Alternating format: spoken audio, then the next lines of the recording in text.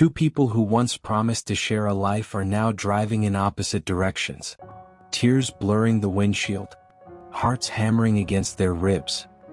It takes years to build a home, but only one silent, undetected rot to bring the roof crashing down. How did two people who used to look at each other like the sun rose and set in their eyes end up preferring a cold, empty road to the warmth of their own living room? Before we find out how their story ends, if you love deep, cinematic stories about relationships, life and human connection, hit that subscribe button right now. Turn on notifications so you never miss our upcoming weekly stories. Now let's get back to David and Amara. 5 years earlier, David and Amara were the couple everyone envied. Their love wasn't loud, it was intentional. When they were dating, every Tuesday was sacred. David would spend an extra 10 minutes iron pressing his shirt, picking a new outdoor spot in the city they hadn't tried yet. Amara would spray that specific vanilla perfume he loved, saving her best laughs, her deepest thoughts, and her brightest energy for those 3 hours. They didn't just look at each other, they discovered each other week after week. Then came the beautiful comfort of commitment. The wedding happened. The shared apartment happened. And slowly, almost invisibly, the routine kicked in.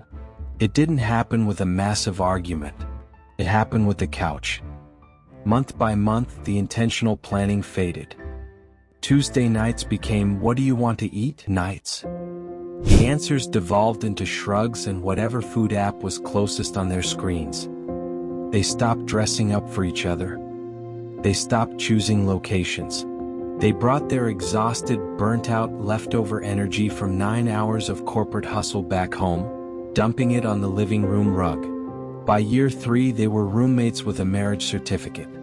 They would sit on the exact same velvet couch for 4 hours every evening side by side, but completely stranded on their own digital islands. David was scrolling through sports updates. Amara was lost in endless social media feeds. The room was illuminated only by the cold, blue glow of 2 separate screens. The silence between them wasn't peaceful anymore. It was heavy. It was a wall built out of leftover energy and forgotten efforts. One Friday evening, the silence broke, not with a bang but with a realization. David looked up from his screen to ask Amara a question about their weekend schedule. He stopped. The blue light from her phone lit up her face, and he noticed for the first time in months how incredibly tired she looked. Not just physically tired, spiritually drained. He looked down at his own sweatpants, the same ones he'd worn 3 nights in a row, and then at the room around them. They were giving their bosses their sharpest minds, their colleagues their most polite smiles, and each other their absolute worst. When Amara finally locked her phone and looked at him, there was no anger in her eyes. There was something much worse: indifference. Amara, when was the last time we actually looked at each other? I don't know. It's just, by the time I get home, my brain is fried. I don't have anything left to give. Me neither. But we're giving everything we have to people who pay us. And we're leaving the scraps for the person we promised to build a life with. We are letting the routine run the house. I miss Tuesday nights, Dave. I miss the guy who used to want to find out what I thought about things. He's still here. He's just buried under a lot of fatigue. Let's dig him out. They didn't start with an extravagant, expensive 5-course dinner. They didn't have the budget or the stamina for that. Instead, they made a new rule, a simple pact to combat the screen-induced drift, the 30-minute boundary. Every evening at 6:30 p.m., regardless of how exhausting the day was, both phones were placed inside a decorative wooden box by the front door. No notifications, no emails, no scrolling. The first Tuesday of the new regime, David didn't book a high-end restaurant. Instead, he walked into the kitchen while Amara was starting dinner, put on a classic jazz playlist from a speaker across the room, and handed her an apron. "What's this?" she asked, a spark of amusement breaking through her usual evening slump. "We are cooking a meal from scratch together," David announced. "No shortcuts. Just you, me, a recipe we've never tried, and some very questionable chopping skills on my part."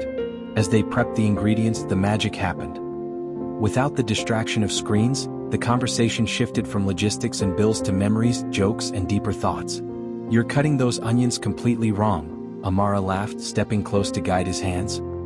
"Hey, this is culinary art," David protested, but he leaned into her warmth.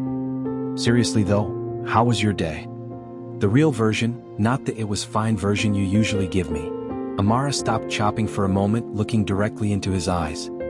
"It was hard. But right now, standing here with you, it feels like the day is finally starting." On the days they didn't want to cook, the date was even simpler, a designated 30-minute walk around the neighborhood. No phones allowed. Just walking, holding hands, and letting their thoughts breathe in the open air. They discovered a small, hidden bakery 3 blocks away that they had driven past 100 times but never noticed because they were always looking down at their dashboards or devices.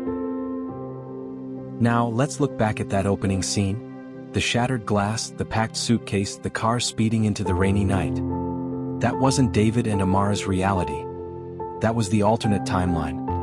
That was the ghost of the future that would have happened if they had stayed on that couch, drowning in their screens, feeding their relationship nothing but leftover energy until the foundation turned to dust. Instead, because they chose intentionality over ease, their Tuesday evenings looked completely different. The spark in a long-term relationship isn't a wildfire that burns forever on its own. It is a campfire. If you don't actively get up, find the wood, and tend to the flames, it will go out, leaving nothing but cold ashes. Comfort is a beautiful thing, but routine is a silent thief. Never stop courting the person you want.